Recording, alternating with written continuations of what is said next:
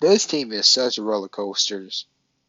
One game you'll be so happy, and some other games you will just be pretty pissed.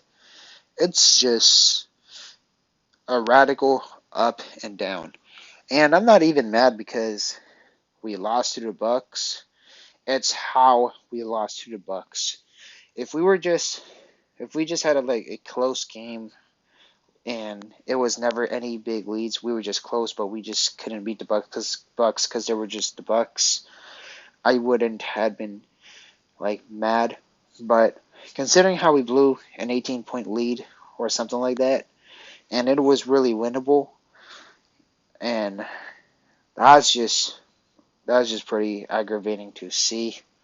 And first half, we everything was just going towards our favor. We were heating up, and then third quarter is mainly the late of the third quarter. That's when everything just went. That's just when everything would just simply went wrong. To be honest with you, and it was pretty much rotational issues. Terrence Mann, his minutes got trimmed down to 24 minutes. Robert Covington got like 6 minutes. Moussa Diabate didn't see any playing time, and Tyloo insisted running small ball when Zubac's off the when he's off the court, rather than giving Diabate a shot, because this this would have been another factor how Diabate could have helped us, because this is a bigger lineup. This is not like just a small guard lineup, or just Diabate would have helped with the size, and he would have brought really good motor and athleticism that would have helped counter against the Bucks. But then he rather than chose with Reggie Jackson and a Norman Powell backcourt, pretty, which is pretty I don't know. It just screwed us over. And of course, it's a combination of everything. Obviously, Kawhi had a really bad game. He went he pretty much went scoreless in the fourth quarter. He didn't really score anything. He just shot a whole lot of bricks. Paul George as well too. It was all iso ball. Everything just was just so bad. And Ty Lue, man, this guy is so inconsistent. And he's like that one guy who shoots so good one game, and then the other game he just shoots nothing but bricks. He's so inconsistent. Like the past games, he coached pretty good, and he was he gave Rocco more minutes. Like the way how he coached against the Mavericks about like a week or two ago, I thought he did pretty good. But this game, his coaching was again, it just went down to be pretty disappointing. And let's look at how Ty Lue distributed this team. So Kawhi Leonard 40 minutes. I mean, I get he's Kawhi Leonard, I guess. So nothing to say too much about that. He went 7 for 26, which is very abysmal. I want to say it was. Uh, Math people, can you help me with that? I would say it's in the low 30s%. 7 for 26. That's pretty terrible. Marcus Morris, his stats looks really amazing, but crunch time he was just missing a lot of shots, and of course it was all iso ball. And if I were the Clippers, I would look to flip Marcus Morris for something very valuable, whether it's for some immediate upgrade or something good for the long-term future. And ironically, I would flip Marcus Morris to the Milwaukee Bucks. Why the Milwaukee Bucks? The Milwaukee Bucks were willing to give 4 second-round picks for Eric Gordon. Eric Gordon, who's pretty much, I would say, is worse than Marcus Morris because he's older and he's injury prone. And Marcus Morris, he's somewhat injury prone as well too, but not as injury prone. And he's a few years younger, and he'd fit with the Bucks decently well. Although his rebounding would be a liability for them, and we could at least get a first rounder and maybe 2 second rounders and some players to match the salary, like a Serge Ibaka, Nawara, or anything that just matches the contract. But that could be one good move. It may not be an immediate upgrade, but to be honest with you, it's not even that, oh, we need an upgrade. It's just you're playing the wrong guys at the wrong time. To be honest, like this team alone is good enough to win the championship. There's no need of making a big trade and no need of trying to just improve talent and look good on paper. It's just the wrong rotations, really. I mean, just look at the bench, bro. That is not the type of minutes you should be playing against a team like the Milwaukee Bucks. I mean, if we're playing like a pretty bad team like the Rockets or something, I guess get their trade value up. And I hope Ty Lue just decided to close out with Reggie and Morris, hoping to get their trade values you up, especially Reggie, because man, Terrence Mann should have been playing. There's no way that Terrence Mann did not play during the crunch time. And oh boy, there's so many people that should have played that was sitting on the bench. Ivica Zubac, man, if there's one person who definitely proved their value, it's Ivica Zubac. Zub, I know. A lot of people want to get at Zubac a lot of times for being clumsy and all this, but this game he did whatever he could on Giannis Antetokounmpo. Giannis did drop 50 points, but Zubac, he absolutely did what he could. First quarter, he locked up Giannis. Giannis couldn't hit anything, but then he just became Giannis. But Zubac, with other guys, he definitely protected the paint fairly well. No one other than Giannis was just really scoring over him, and Zubac definitely set really great screens for pretty much everyone to get a good look, but it was not hitting, especially Kawhi. And Zubac definitely gave Kawhi a lot of good looks, and then Kawhi, he just went 7 for 26. He has a pass. He's been balling a lot, so that's that. But Zubac, a lot of people want to get on him, but that man sets you screens, bro. He gets guys wide open. No one else other than Ivica Zubac, maybe Steven Adams, are people who also sets really good screens. And yeah, I know stats are not pretty. He doesn't shoot threes. He's clunky. But I mean, let's just say you trade Zubac for, I don't know, Jakob Poeltl or Nerlens Noel. You're not gonna get as much of a better screen compared to Ivica Zubac, and it's gonna have to be more of ISO ball rather than just get wide open and then maybe throw a pick and roll. So I mean, gotta think twice before just wanted to trade Zubac just like in a snap like that. So Zubac definitely proved his worth. He's a massive positive for the game. Paul George, he did very bad as well too during the crunch. 6 for 16, 3 turnovers, which is not too bad. 6 rebounds, 2 assists, but it was just everything bad against us, really. I mean, yes, Kawhi Leonard, Paul George played bad.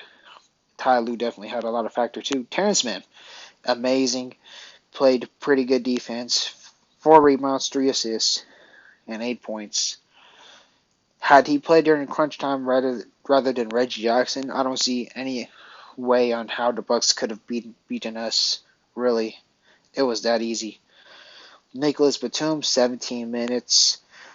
He had an off night on offense. He did get some rebounds. He had no assists, but it was an off night. Robert Covington is only 6 minutes. Seriously, only 6 minutes. Could have at least. And if you play like Robert Covington only 6 minutes, at least play Diabate a lot of minutes. Really, I'll get into Diabate later. Reggie Jackson, man, Reggie.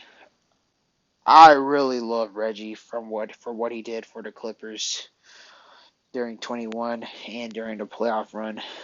But this year he's on a downhill, and if we could find a way to at least upgrade for Reggie for either for right now or something good in the long term, I mean I would not be mad at it, to be honest with you.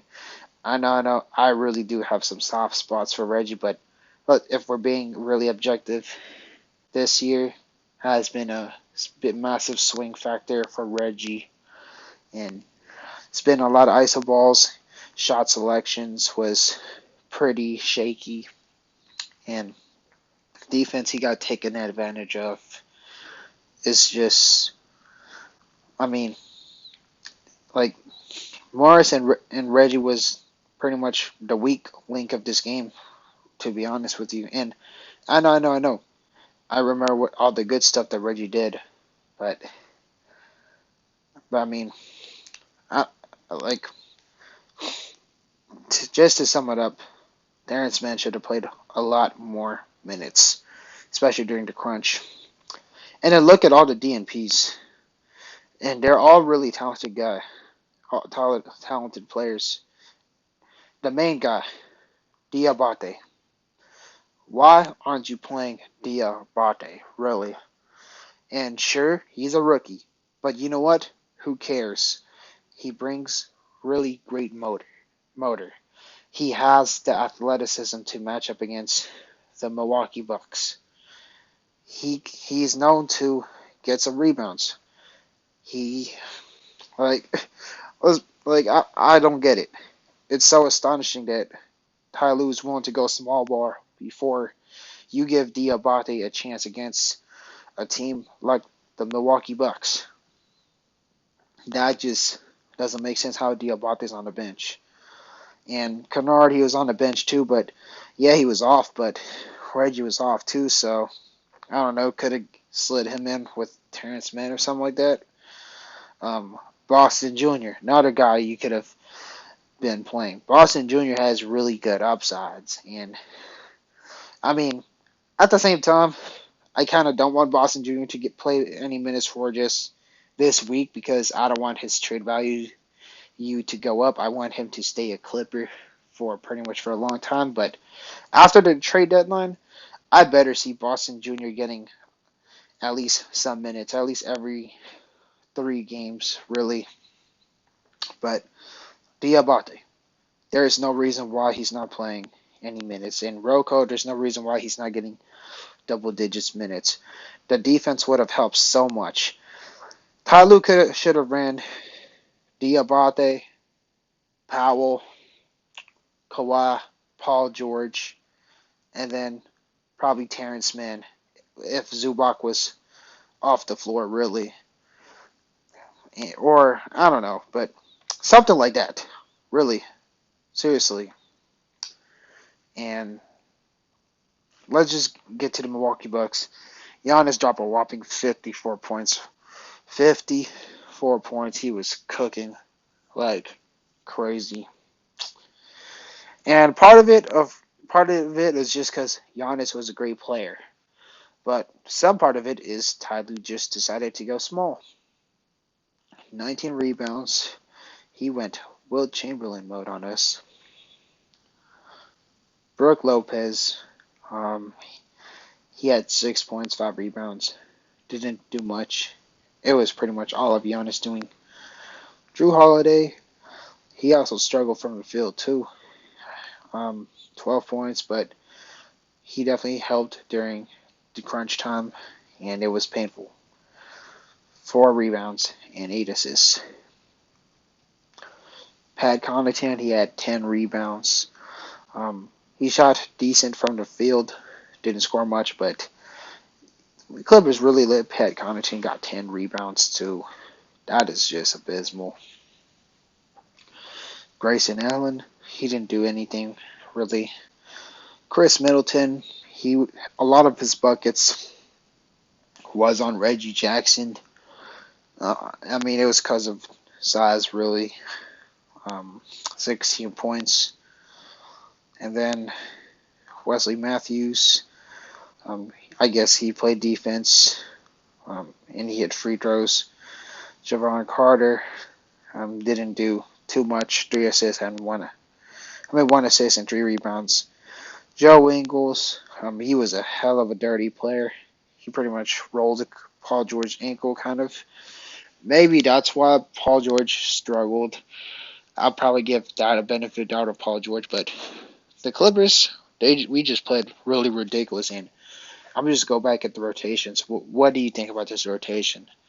It's abysmal. It's really abysmal. And as closer the trade deadline gets, I just pray that the Clippers don't do any stupid trades that will pretty much dig us a at least a 8 years purgatory just so we have 2 good years to win the championship, such as getting Fred VanVleet. I am not a fan of getting Fred VanVleet because Fred VanVleet, he's just an upgraded version of Reggie Jackson. And Reggie Jackson, it's not a shade to Reggie Jackson, but it's still going to be ISO ball. And VanVleet, he's not the best on defense. He's pretty undersized. And then most likely they're going to ask for a first round pick and definitely at least BJ Boston Jr., Terrence Mann, or any of them people, or the Kennard. And that's a no-no for me. That's a hard pass. And Lowry, oh gosh, I don't want the Clippers to get Lowry either. Man, I believe he had 0 points. And Conley, he's pretty old as well too. So I hope the so-called Clippers going for a true point guard is not true whatsoever. Because just because you make a big trade for a really talented player, it doesn't automatically just make the team better just like that. It's not all about, talent, talent, talent. It's not about names. It's all about what the player does for the roster. It's all about fit. It's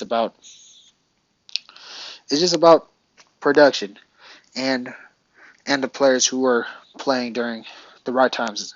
And Ty Lue, this game, he definitely failed to play the right players at the right time. It's just really bad rotations, and Clippers should not have to make a trade um, just to have one good year and then pretty much mess up. And heck, maybe even if we do make a trade for a really good, talented player, there's always a chance that the Clippers might just screw it all up and then not even win at all, and then just be like the Brooklyn Nets back in 2013. I do not want that feeling. So, if anything, I would rather just offload some players and get some underrated players like a Cam Reddish in return, really, and then I would definitely look into bringing a guy like Boogie Cousins or Dwight Howard, or heck, if we do offload Morris, the Bucks would be the perfect team for Marcus Morris because Jay Crowder, he's in trade talks, and Suns could potentially get a first round pick for Jay Crowder, and Jay Crowder is definitely not better than Marcus Morris. I know Marcus Morris has been frustrating, but I would definitely look into flipping Morris while his value is high. I don't know, okay. We could get a bargain return and a first round pick and 2 second-round picks, and anyone that just matches the contract really. It's not going to help the Clippers significantly in terms of the paper, but it would help the Clippers because it would free up minutes for guys like Covington, Boston Jr., and Diabate. And Reggie, um, it's a tricky situation. If Ty Lue will agree to be responsible and not to overplay Reggie, I guess I don't mind keeping Reggie because, man, I really want to keep Reggie so bad. But if we got to be real, um, if you want to like make the team better, definitely look into flipping Reggie for some assets as well too. To be honest with you, because Reggie gets exploited in a lot of bad mismatch. And if you get our weak links out the team, pretty much you have Kawhi, Paul George, Mann, Zubac, Covington, Batum, Powell, Reggie. I mean not Reggie. Diabate and Kennard and Boston Jr. Pretty much now you're not going to have too many weaknesses, and then you can actually see the team go far. It's not even you need to make a big trade for very talented players. It's just I would definitely offload our weak links, our a weak link, pretty much get rid of liabilities. To be honest with you, but let me know what you think about this very painful loss, and definitely leave a comment down below. Let me know what you think, and let me know what you think. That how can we fix the Clippers in general? Do you agree or disagree with my takes? Definitely leave a comment down below because the comment sections is gonna get very interesting. But anyways, take care. Much love. Have a great night or great day if you're watching this. And peace.